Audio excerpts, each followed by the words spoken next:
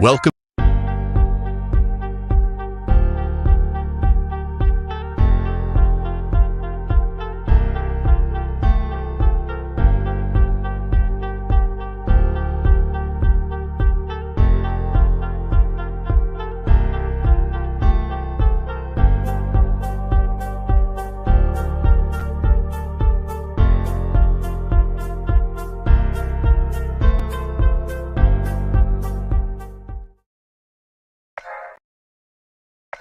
Welcome to another Tackle Obesity show, featuring Coach Richard Walker, our host, members of the NFL alumni, lifestyle weight loss experts, and key social media influencers that are making a difference. Now, Coach Richard Walker.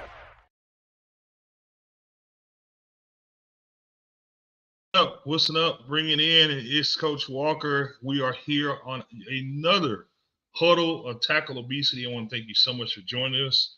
I have a very special guest today. I can't wait to get him on, and we're going to talk to him in about a second. Coach Daniel Raz. We're so looking forward to having a conversation with him, and he's got an amazing story, and he's going to share and a lot of tips. So make sure you chime in. If you have questions, feel free to drop them in the chat for those of you that are live. For those of you that are listening to us on one of our mini broadcasts, KCAA 102.5, 106.5, the station that leaves no listener behind in Southern Cal.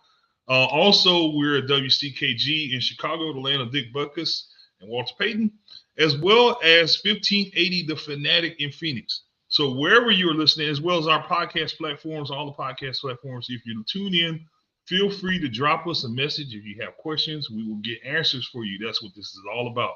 So visit us at tackleobesity.com. That's the locker room, tackleobesity.com. We'll get all your questions answered for you. We'll connect you to resources. We're all teammates in this battle against obesity, and we're just happy to be able to be a part of the tribe. So make sure you like, share, and subscribe. I want to talk to you a bit about today because for those of you that are watching the live stream, you might notice that Coach Walker's jaws are a little bit swollen. Well, Coach Walker finally had his wisdom teeth taken out, and hopefully the wisdom didn't go with it.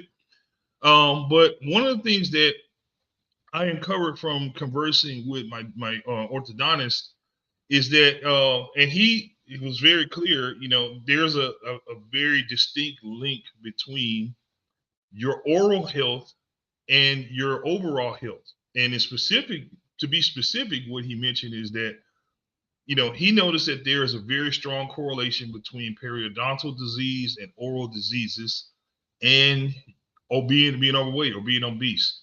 The two things kind of go hand in hand. Well, on the over side, of course, you tend to consume more high acid beverages such as sodas, coffee, things of that nature, which have an impact on your dental health.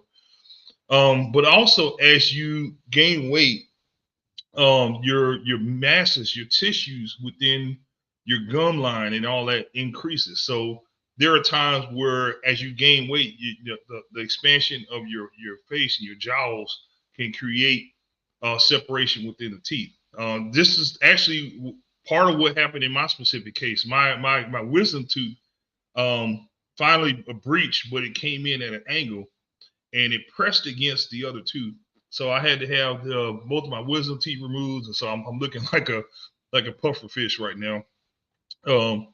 And part of that is that, he mentioned that, very, very likely, as I gain weight, the tissues in my gums continue to expand. And instead of that wisdom tooth breaching in an upright position as normal, when you expand the tissues, the wisdom tooth growing underneath the tissue breached against my other tooth next to it. And that's what caused the pain and the inflammation. And I had an infection that I had to treat with antibiotics, and ultimately had to have that wisdom tooth removed surgically because of that. So it's something that we don't talk about all the time. A lot of people don't understand that, some of the reason that you're having dental issues or vice versa is tied to obesity. So it's one of the hidden risk factors of being obese is having to deal with periodontal disease. I can tell you from what I'm experiencing right now, guys, you don't want to have to go to the dentist for anything other than routine maintenance and cleaning.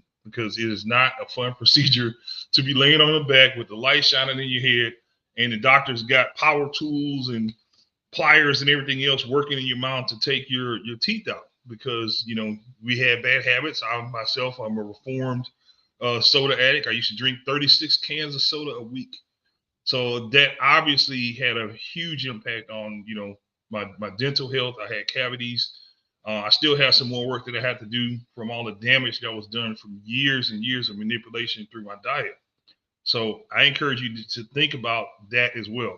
When you have that experience and you're laying on your back and you're getting a needle stuck in your gums, you have to reflect back on why you were there. So just another moment of reflection as we pertain to this battle against obesity. My next guest is a great man to have. And this is the last time I'm going to use the G word. As I mentioned to you, we don't have guests, we have teammates. So moving forward, we will be referring to him as our teammate. And it is my man, Daniel Raz. We're going to bring him up right now. Daniel, how are you doing today? I'm doing fantastic. I'm excited to be here. Great. And you're joining us from South America. Yep, I moved to Paraguay 3 weeks ago because it's cold in Canada. So I'm going to be here until June, then go back. This is a man that's well-traveled and knows how to get around. But more importantly, he knows his way to get around this obesity crisis. And I had the pleasure of running into his content on Twitter. Daniel and I have been, exchanging, tweets and messages for quite a while. And it's my fault, guys, that he should have been on this show a long time ago, because his story is incredible. And I'm not going to share all of it, but I'll let him talk about it. But he was born in Israel. He moved to China with his family when he was 6. And he hated Chinese food, so he only ate McDonald's until he was the age of 12. At age 12, he started playing basketball and started to improve his diet, started to try new foods. He started to become very confident on the basketball court, but nowhere else. And then at age 17, he started working out more seriously and realized that, he could take this information with him anywhere, and, became more confident. So I'll let you kind of speak on that, Daniel. Like what lit your fuse to get involved in this battle against obesity? Definitely. So firstly, when I arrived to China in 2004, it's extremely different than what it is now, because now it is extremely westernized. But like you said, there was McDonald's and hardcore Chinese food. And what many Americans don't understand is that Chinese food in China is very different than Chinese food in America. It's not Panda Express. It's not the Chinatown that you go to. It's extremely different. It's exactly what you imagine in the movies. Those dogs hanging upside down with their skin peeled. There was all sorts of animals that I didn't even know people ate. So this was in 2004, 2005, 2006. It was not westernized at all. So much so that they've never seen a non-Chinese person. I was actually a child model for the first couple of years because I was so unique. I stood out so much from everyone else. So that's what China was like. And as you mentioned, other McDonald's, I did not eat anything because I was an extremely picky eater. But at the age of 12, my brother convinced me that if I wanted to get better at playing basketball, I have to eat healthier. And that was pretty much any diet except what I was doing. So because I started playing basketball, I wanted to improve. I tried new foods. And I vividly remember the first time I tried grilled cheese. I tried a banana. Anything that wasn't chicken nuggets, I remember trying it out. I was that picky of an eater. So I definitely believe anyone can expand the diet drastically. So as you mentioned, I started getting more into nutrition. I stopped eating complete junk. And I was still not in the best shape. I was playing basketball, but I wasn't like muscular and confident in my body. But I started lifting weights. I started spending more time in the gym.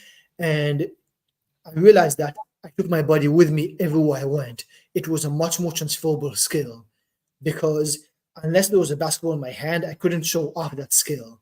But I could show off or look good everywhere I went. So the confidence translated. And yeah, that encouraged me to become a personal trainer. I went to university in Canada for exercise and nutrition to at first be a physiotherapist, but I decided I'd rather be a personal trainer, worked in a few gyms. Then I'm sure, Richard, a few people in your audience have heard in 2020 there was a lockdown thing going on. Mm-hmm. So changed my plan. And that is when I started doing online coaching. And the reason why I decided to work with people that are 300 pounds and get them to 200 pounds without going to the gym is because I don't know about your audience, but in 2020, when everything shut down, I personally was not prepared at all. I didn't have any dumbbells, I didn't have any bands, I didn't know this was going to happen. I didn't know this was going to happen for as long as it did. So all of a sudden, I could not go to the gym. However, because I had over a decade of experience, I still was able to get myself in phenomenal shape to get great results because I knew what to do.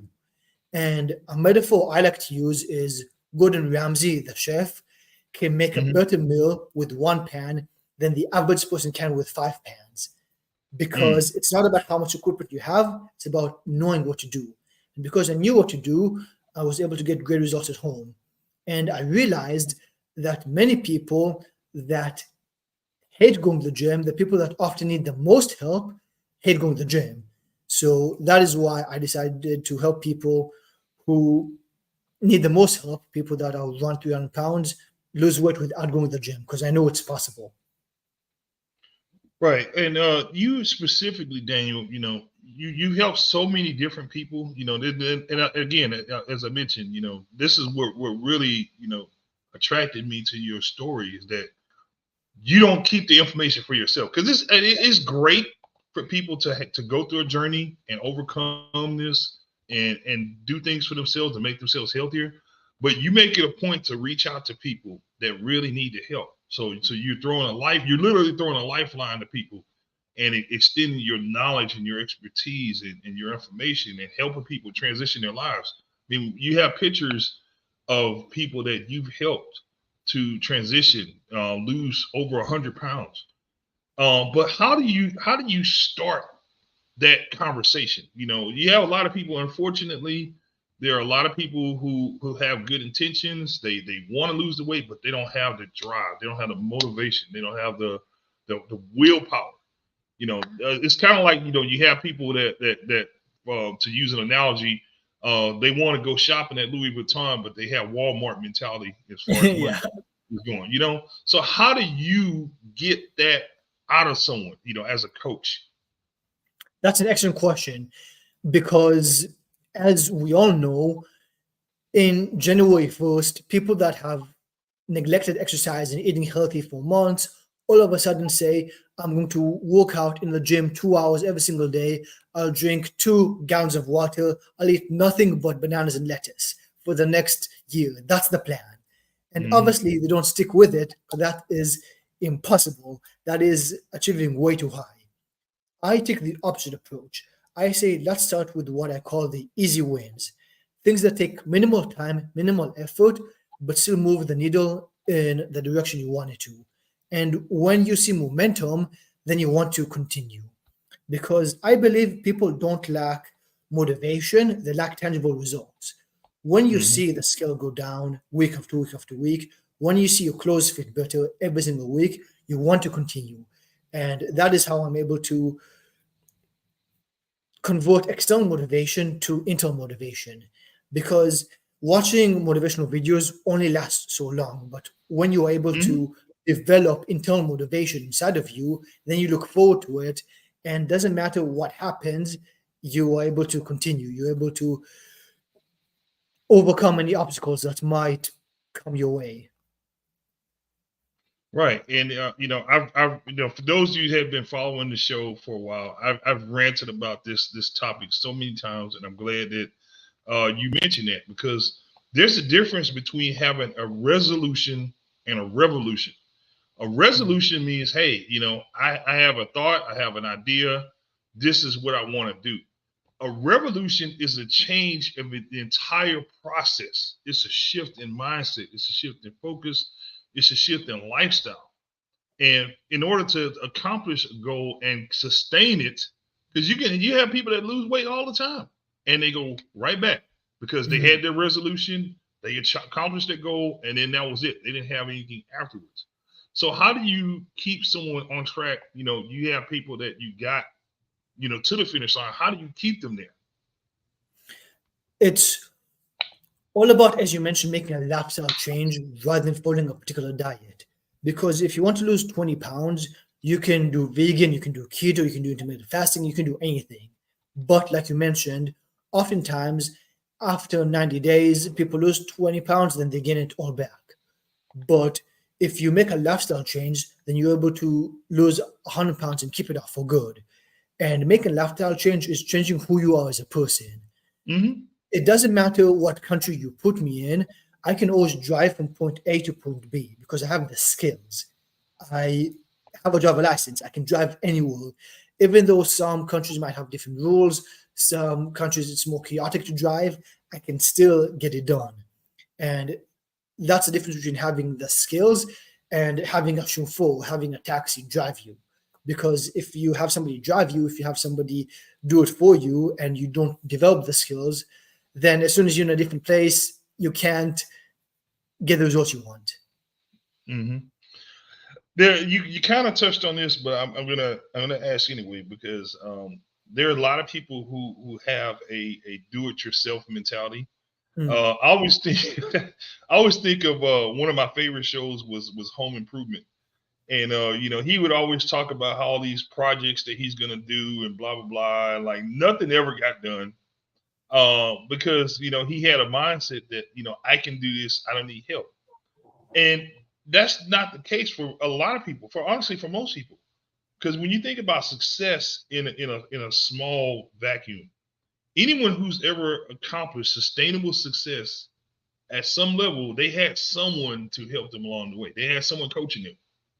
So talk to me about the importance of having a good coach, having a coach and a support system as it pertains to this wellness journey. 100%. The average boxer is arrogant and thinks, I don't need a coach, I can do it on my own. Mike Tyson says all his success is due to his coach. Same thing with Michael Jordan, Tom Brady. Name any of your favorite athletes, they would put a lot of emphasis and a lot of their success due to coaches. Coaches make all the difference because just like a driver license, could have I taught myself how to drive on my own without any help? I mean, maybe it would have definitely taken a lot longer. I would have probably crashed and got injured along the way. Same thing with fitness. Could you do it on your own? Yeah, but if you get injured, what are the consequences of that? How much more will it set you back? So you can figure out anything on your own. You don't need to go to school. You don't need to talk to anyone ever. You can grow your own food. You can do everything on your own. But you won't have nearly as much success. Your life won't be nearly as good. You won't be able to reap the rewards of the pleasures of life as if you help out other people and you pay for other people to help you out.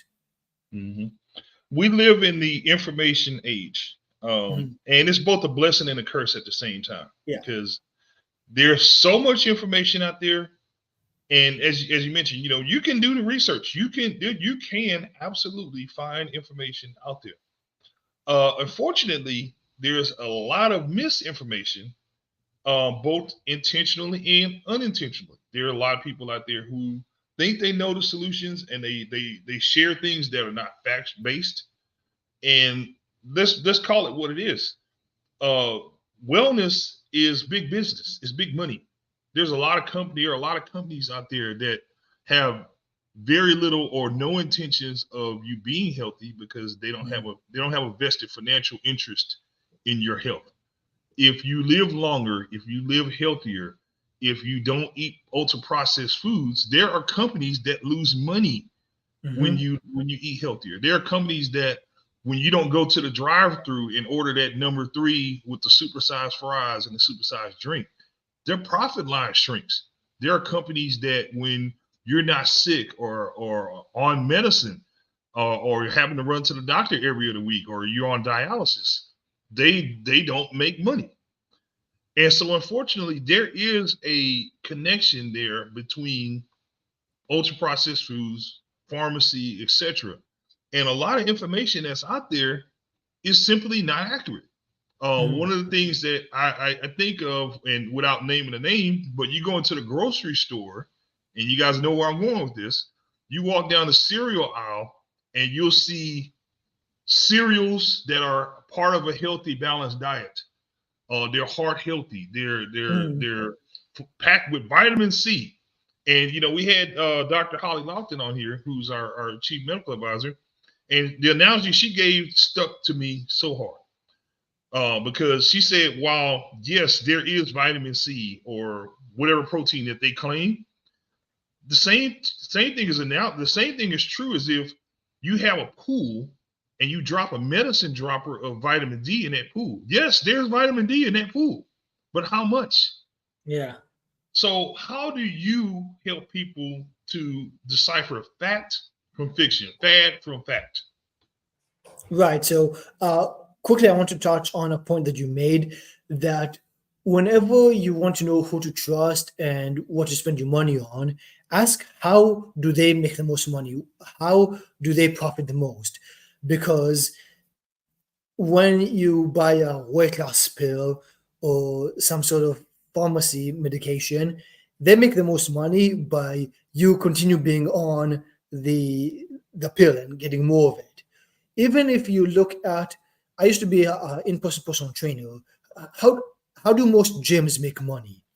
Most gyms make money by you signing up and you not going to the gym, because they count on the fact that 89% of the people that sign up don't go more than once a month. That's what they hope for. That is the business model. That's how they survive. That's how they thrive. And if you look at, not just me, if you look at any fitness coach that's public, that has a face, that's not just a brand, but is a real person, they make the most money by having the most testimonials. So you getting best results is they have more vested interest, because that's how they make the most money. Just like Big Pharma, I also want to profit the most. However, how they profit the most is you being in worse shape. How I profit the most happens to me, you being in the best shape, because I want more referrals, more testimonials. So just wanted to touch on that. But to answer your previous question about how I get people to do this, is look at it from a more sustainable approach. The goal isn't to look good for an Instagram picture in 90 days. The point is to sustainably lose the weight and keep it off for the next decade. And you do that by following something that you can do over the next decade. If you can't stick with a diet for a decade, if there's no point in doing it for a day. So I believe if a diet has a name, it's probably not sustainable. Keto, vegan, intermittent fasting, you can name it. Those work great for some people for a short period of time, but for most people, you can sustain it over the long term. Absolutely.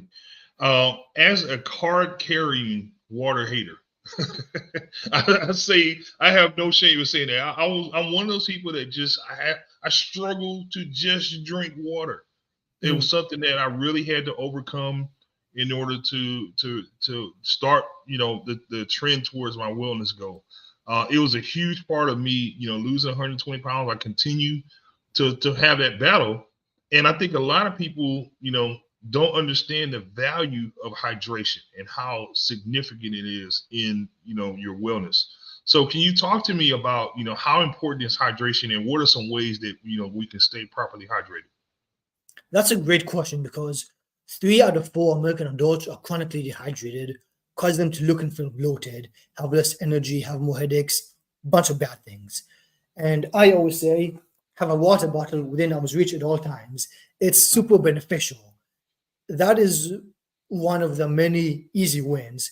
It doesn't really take time, doesn't really take effort, but it moves the needle in your favor, because the more hydrated you are, the less hungry you are, the less likely you are to binge on junk food. Now, if you forget to always have a water bottle within arm's reach, you can also have 3 different water bottles in the 3 locations you spend the most time in. So that could be the car, the office, the living room, as an example. And that way you always have a water bottle close by, so it's difficult to forget.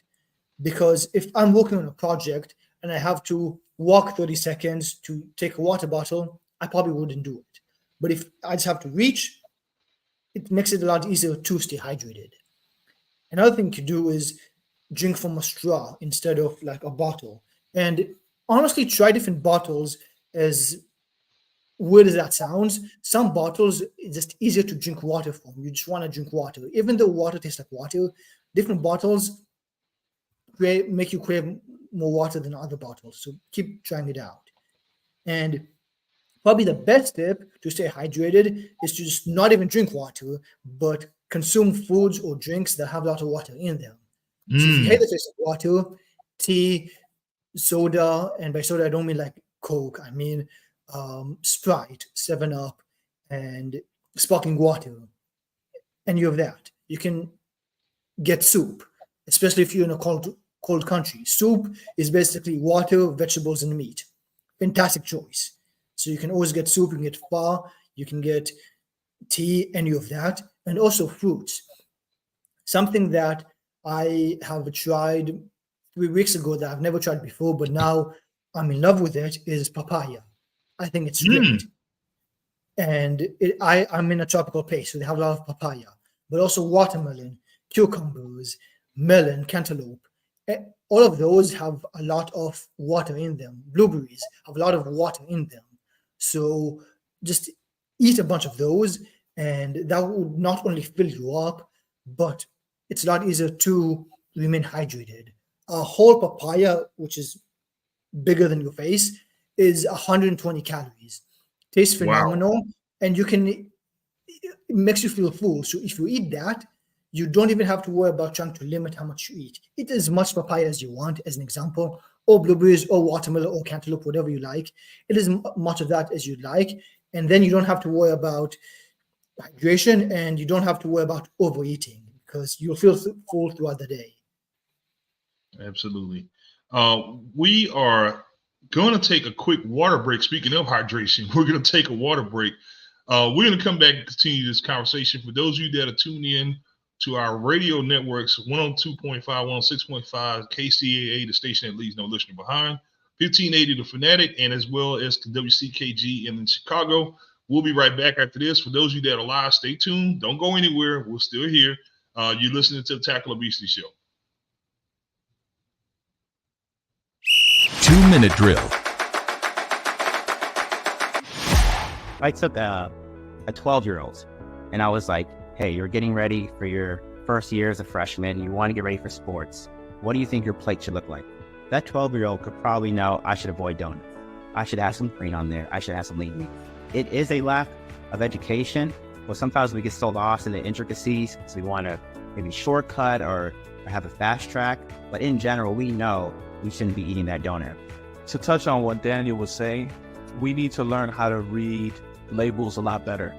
Yes. A lot of people don't even look at the label, let alone the calories, let alone the protein, let alone the carbs, let alone the fats, especially the ingredients, right? So try to avoid these processed foods as much as possible at these grocery stores, at these gas stations.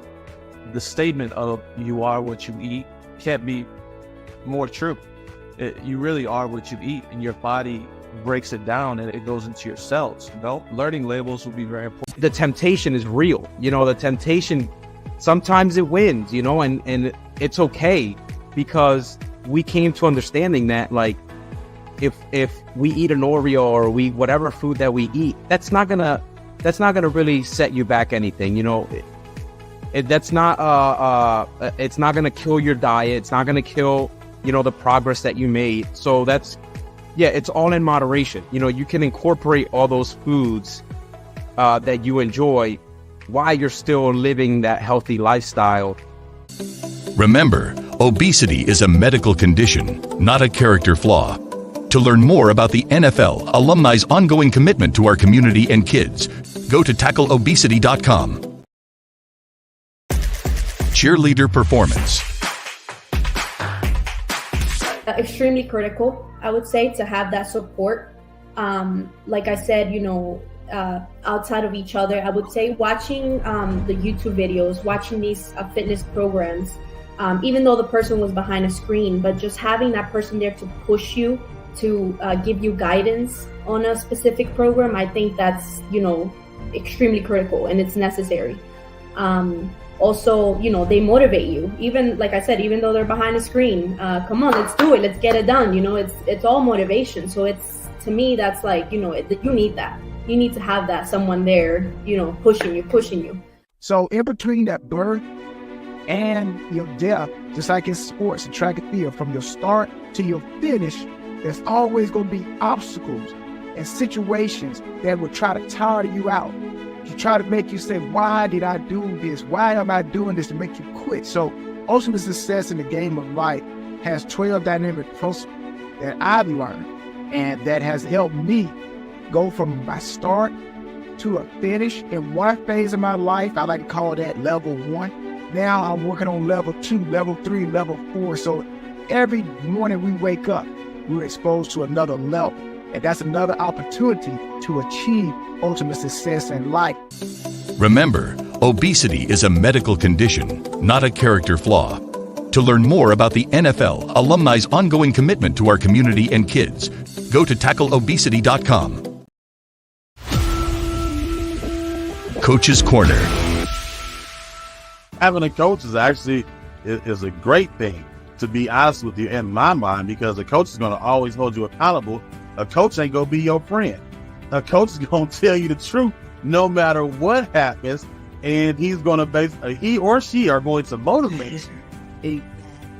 And you want to find you a coach that has already accomplished what you want to accomplish. So they're able to see things that you're not able to see. You get you a coach that have already walked the path, so your path can be easy. So get you someone that can speak life into you, someone that can guide you, someone that has a system that's going to work for you. This program, which is now called Tackle Obesity, so it went from let's talk about it, to let's get our guys well, to now let's inspire the world to tackle obesity themselves and empower people to do it. So we're partnering with a lot of different folks to do it, reach out and communicate and train and inspire people and then support them in their journey. Remember, obesity is a medical condition, not a character flaw.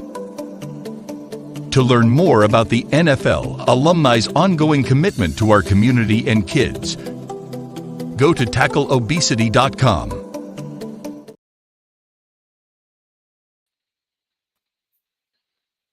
And we are back here on Tackle Obesity.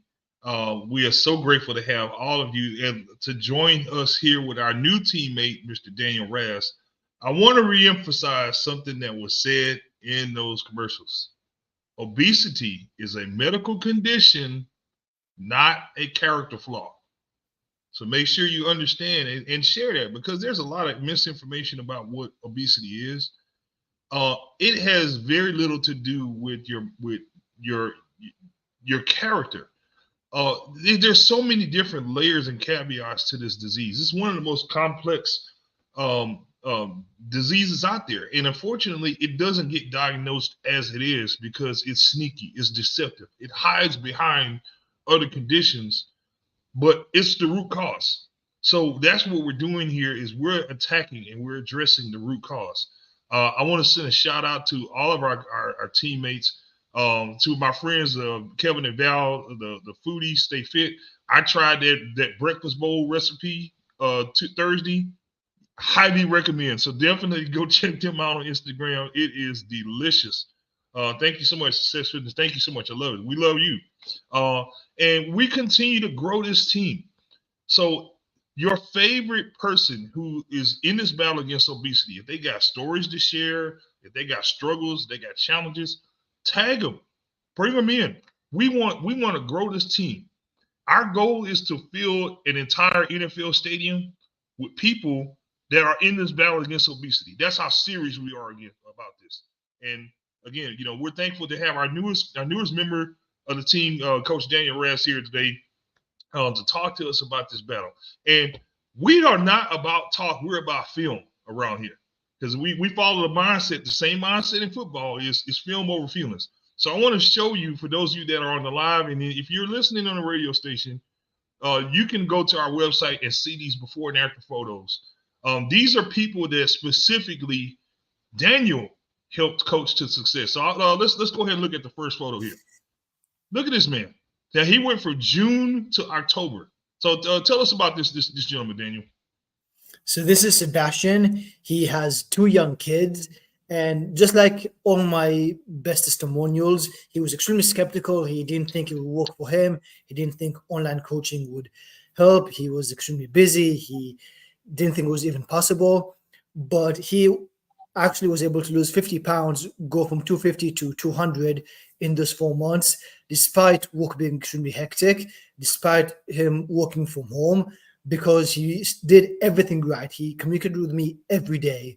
And I would say the difference between my clients that get phenomenal results and the clients that only get good results is the clients that get phenomenal results communicate with me every day. Every time they're traveling, they let me know. Whenever they're in a restaurant, they send me a picture of the menu.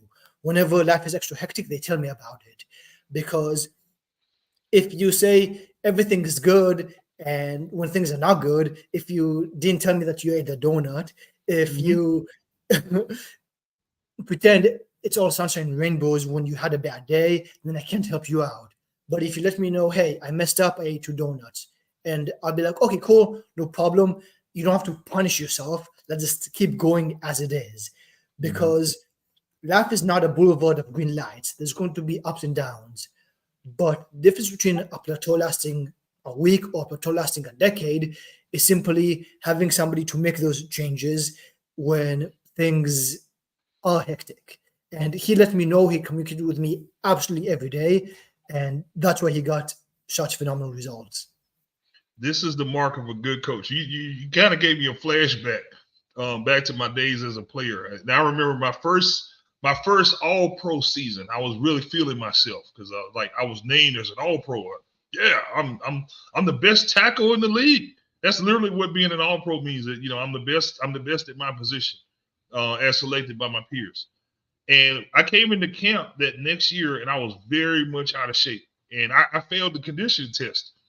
So they have a test for players when you come back to camp. They give you conditioning drills just to make sure that you weren't just goofing off too much in the offseason. I goofed all the way off, and I couldn't even run 100 yards. So I got dropped from being a starter to practice squad, just like that. And now, mind you, I'm an All-Pro, but that helped me so much to stay focused because nothing's a given. Your health isn't a given. Your livelihood and vitality aren't a given. And just because you make it to a point where you get close to your goal or you achieve a goal, that don't mean that you stop and quit. That don't mean you go back to the things that you were doing before. So you in a very nice way as compared to what I experienced, you redirected your client back to what made him successful. And the things like sending you the pictures, talking to you about the bad days, the tough times, and all that. These are key things that, as you mentioned, is something between someone who's highly successful or someone who just gets by. To use football terms, this is the difference between an All-Pro and somebody who's barely on the team.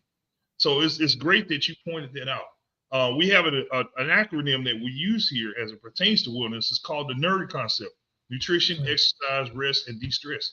You got to do all 4 of those things. And it's great that you highlighted that. And this really shows that, again, we base our content here on results. So we have another picture here of one of your other clients. Let's pull that one up. Wow, look at this one. For those of you that can see it, and if you listen to the radio station, go to the website, tackleobesity.com, and check this out. So tell us about this gentleman.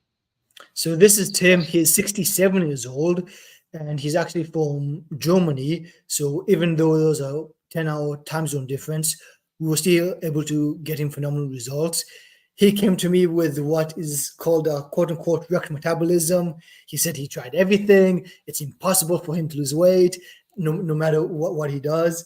And yeah, he also travels a lot because he's a assistant movie producer, so he's never in the same place. He didn't know what he was going to eat because he was always in different restaurants, but he was still able to get phenomenal results, even though he worked out at home. Because, again, I didn't tell him to run a marathon or to do a bunch of pull-ups or give him anything that he physically couldn't do. We started with very simple exercises, knee push-ups, simply walking for 20 minutes a day, wall sits or wall slides. If you're not sure what that is, you can go to my Twitter page, I post a bunch of different exercise examples. Mm-hmm. But exercises that he physically could do, because when he tried other exercise programs, he couldn't even physically do the exercise because he is a beginner. He didn't have the strength to do it. And because he didn't have the strength to do it, he gave up. But when I dialed the intensity back and allowed him to succeed and do exercises that he could do, he got encouraged and he saw progress. And that is when internal motivation kicked in. And even with his nutrition, even though he kept on moving to different places, we focused on the basics. When you're eating out, avoid sodas. You can order double meat. You can always order a bowl instead of the burrito. There's always certain options. And because he always sent me the menu of the options of the food that's available, and he told me what foods he liked and he didn't like, I was able to guide him and point, hey, eat more of this, eat less of that. So despite him never having the same meal because he was never in the same restaurant, never in the same place, he was still able to get results because, again, he communicated with me a lot and we started gradually. He didn't lose the 100 pounds in a week or a month, right? This was a long process, but he started the process. He kept communicating with me and, yeah, was able to lose weight despite being in his late 60s. And this shows that there are no boundaries to your ability to achieve success. You have a young client, you have an older client. Yep. And they both had the same track. They both had the same mindset. And most importantly, they both had a strong coach who helped them get across the finish line. So, you mentioned something that I really think is important because a lot of people are busy, especially, after COVID, and, after we getting back to, a lifestyle where we're actually got boots on the ground. We're going back to the office. We're back in the schools now. We got so many different caveats. A lot of people, and forgive me, folks, that take this the wrong way, but a lot of people use that as an excuse. Mm-hmm. And you were able to coach your clients around that. So how do you break that barrier of people using their busy lifestyle as an excuse not to accomplish wellness? Definitely. So I mentioned the concept of easy wins a couple of times, so I'm going to dive into it because once you master all the easy wins, you are able to lose weight without taking any extra time. And once you see the scale go down with you spending zero extra time within your week, that motivates you to obviously do it when you're extremely busy. And when life does get less hectic, then you're able to go into overdrive in terms of your results. So I'm going to give you a bunch of examples of easy wins so you can do it. Even if you have zero time, you're not spending any extra time. Quick example, for the people that are watching this is a standing desk. Right now, I'm standing. I knew I was going to have this conversation, might as well stand. Every time I'm talking on the phone, I'm never sitting. I'm always standing and moving. I'm going to be talking anyways, might as well move. It doesn't take any extra time, but you're burning more calories. As I mentioned previously, having a water bottle within arm's reach. It doesn't take time to drink more water, but it moves the needle in your favor. If you improve your sleep quality, your hormones are more balanced, meaning your ghrelin and leptin. Ghrelin is the hunger hormone, makes you hungrier. Leptin is the fullness hormone, makes you feel fuller. Your hormones are balanced, so you're less likely to crave junk food.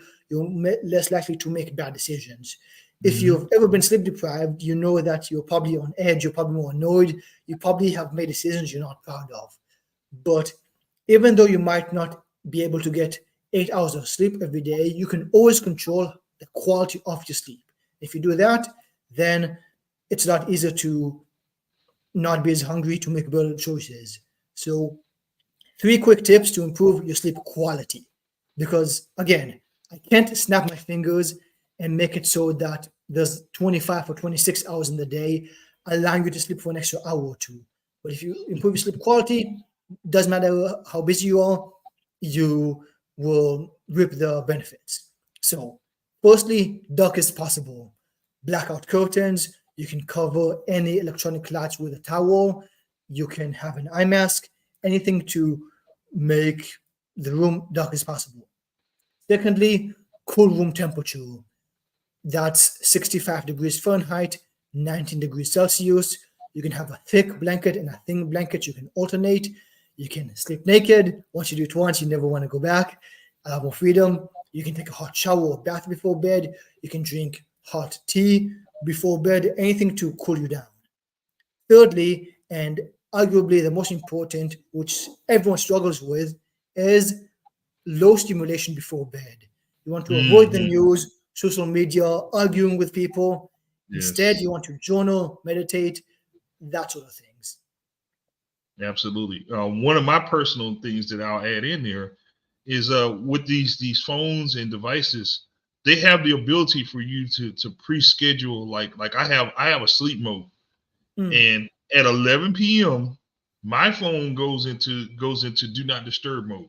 The only people that can interrupt my sleep are my wife and my children, and and they know it darn well if she's not with me, but it darn well better be an emergency.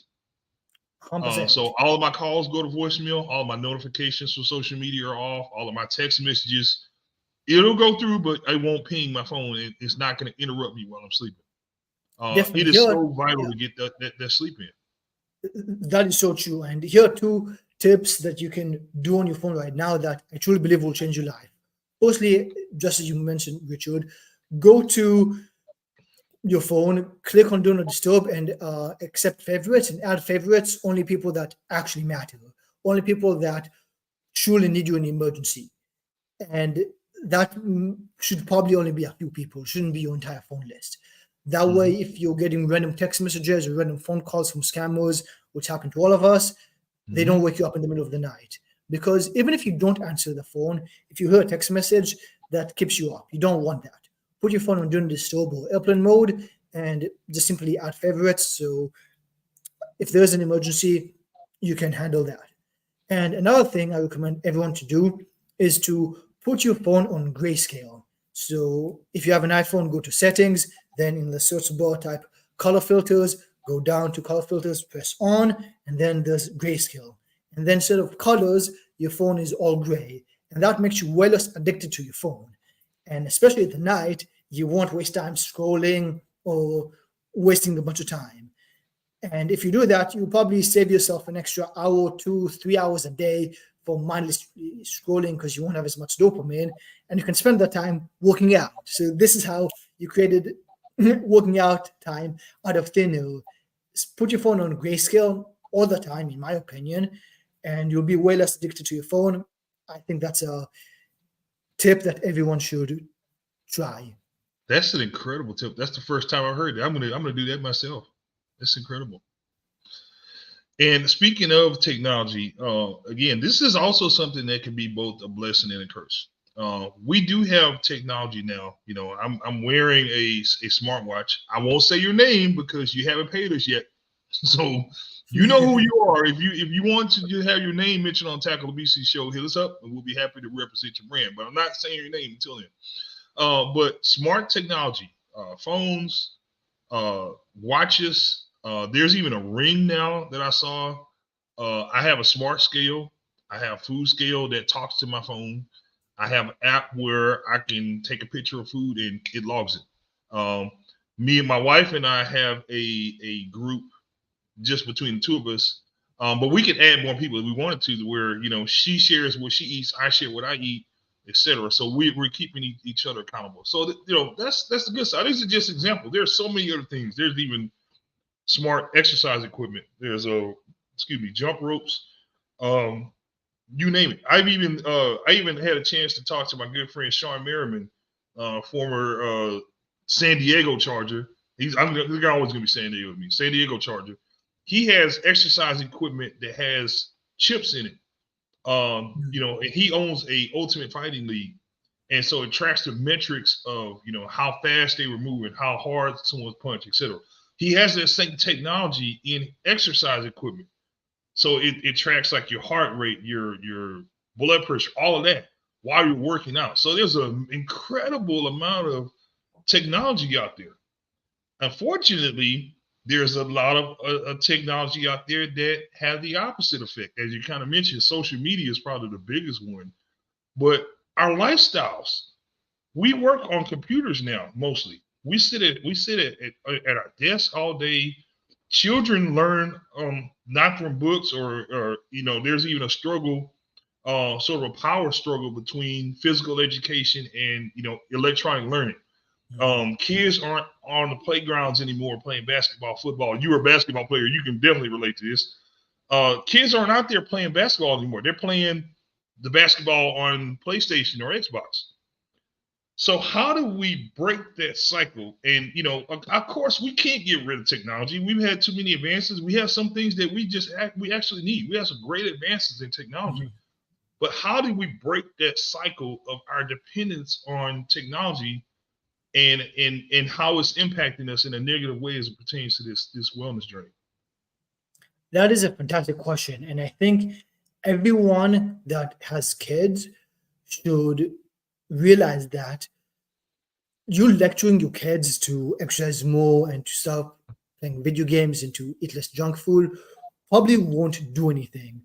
But if you lead by example, if you don't even say anything to your kids, but they see you drop 100 pounds, they will likely follow and say, hey, my dad did this, maybe I can do it too.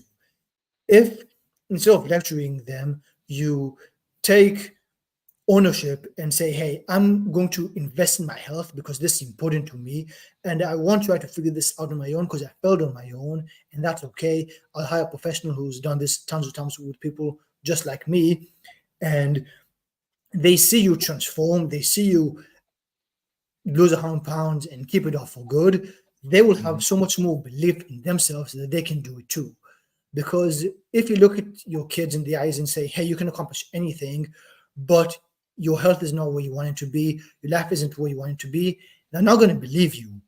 But there's a lot more confidence that can be portrayed when you talk, when you have actually done something that's meaningful and something that's not easy. So if you think about, hey, I'm doing this not just for myself, but for my kids, the reason why I'm overcoming this huge challenge, this huge barrier, is because it's more than about me. I'll be an inspiration to others. Because Sebastian, the first person you showed who lost 50 pounds, his brother didn't see him for a few months, and then he kept on touching him, be like, what? How do you lose so much weight? Well, this is crazy. That motivated him. Sebastian didn't have to lecture his brother or be like, hey, you should do the same. He's like, okay, wow, I see it's possible now. Because if you see someone on social media lose 100 pounds, that's cool, whatever. But if your family member, if somebody that you personally know who you're in contact with and they lost that weight, you'd inspire them. They would really want to take action. So remember that making this change is more than just about you. You literally have the power to influence every person that you come in contact with just by prioritizing yourself. Absolutely. And that is such amazing information that you shared there, because, as you mentioned, it's great to see things on social media, but going through this journey, you're a walking billboard of success. All the people that you interact with, they see the live breeding example of the before and after. And, I personally, when I went through my journey, which I'm still going through, I had people ask, was I okay? Are you okay? I saw that you lost a lot of weight.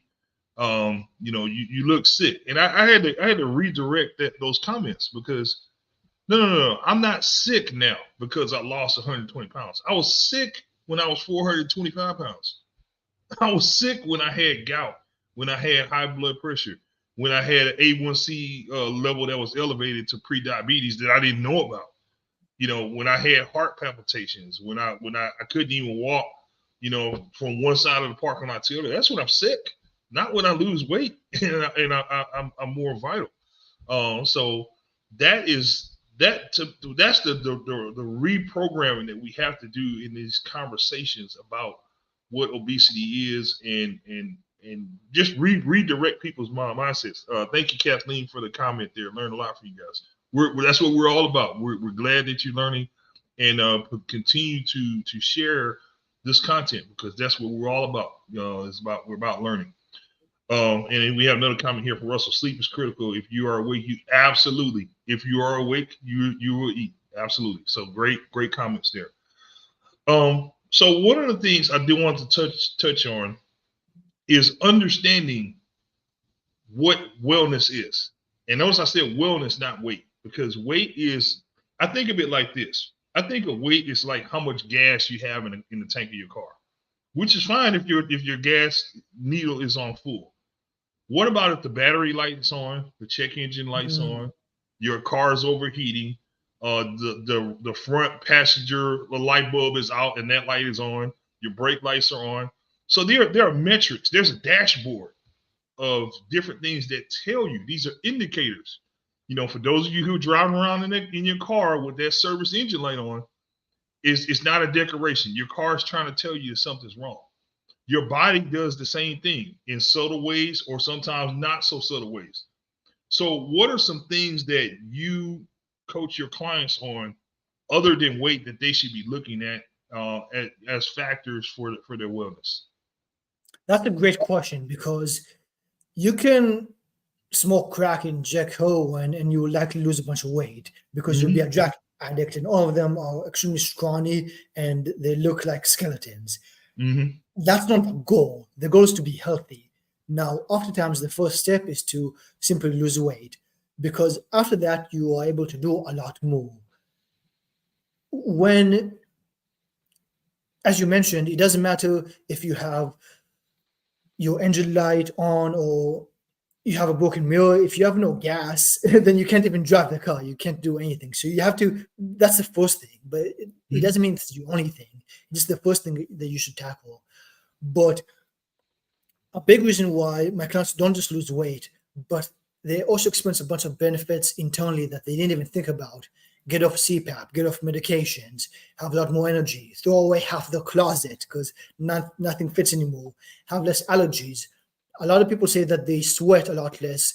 They used to always be hot even if it was 60 degrees. Now they lost 95 pounds. They're not always sweating, right? So they can fit better on the plane or in roller coaster rides or in cars. So many things that people don't even think about unless they actually experienced it. People say that people treat them differently at work and even strangers when they meet them, right? There's so many other benefits. And as you mentioned, it's not just about losing weight, but doing it in a healthy way. So big concept I like to drill into my client's head is that diet is about, a healthy diet is about expanding how much food you eat, not diminishing.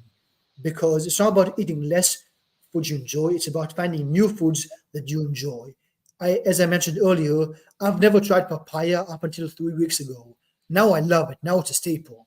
So if every couple of weeks you try a new food that you've never tried before, a new fruit or vegetables or fish as an example, then eventually you find more foods that you enjoy and that are healthy and tasty, and you add them into your arsenal. And that way, instead of eating less foods that you enjoy, you expand the amount of healthy and tasty foods that you have. And if you keep on expanding it, then you have a lot of options of healthy and tasty foods. And if you eat that 89% of the time, then losing weight and being healthy becomes a lot easier. Absolutely. It is so important to understand the numbers. Just like football, you have to understand what all those numbers mean. It's more than just a score. You got to understand how many yards you have rushing, how many yards you're allowing, turnovers, all of that. All those numbers you have to understand. For me, as it pertains to wellness, other things such as, as I mentioned, learning about what A1C is. I had never heard of what A1C is until I actually went and got blood work done. And I learned, oh boy, I was pre-diabetic. I was on my way to having diabetes. Check engine light didn't come on yet, but it was about to.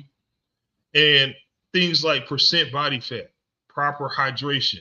Of course, the one that will come on, one of the lights that will come on very quickly is your blood pressure. I had elevated blood pressure. I was to the point where I had to take medicine, which I'm thankful to say I'm no longer, required to have to take that, just as a result of losing weight. And that check engine light for blood pressure is a critical one because it leads to other things such as high stroke or heart disease, etc. So understanding your metrics is critical. It's more than just the weight. It's more than BMI, which is a common one. If you look at BMI alone, one of the examples that I think of is Dwayne Johnson, aka The Rock, the popular movie star, wrestler, whatever you want to call him. If you base it on BMI alone, he's morbidly obese. I think it's pretty fair to say that's not the case. The eyeball test really tells us that he's not morbidly obese, but that's an example of why you don't look at just one thing, why you don't just look at weight, why you don't just look at BMI. You have to look at the entire dashboard to see how the car is running. And that is just a great piece of information that you gave there. You provided us with so many wonderful tools and resources. So if for those that are listening or watching, if they want to reach out to you, Coach Daniel, how can they find you?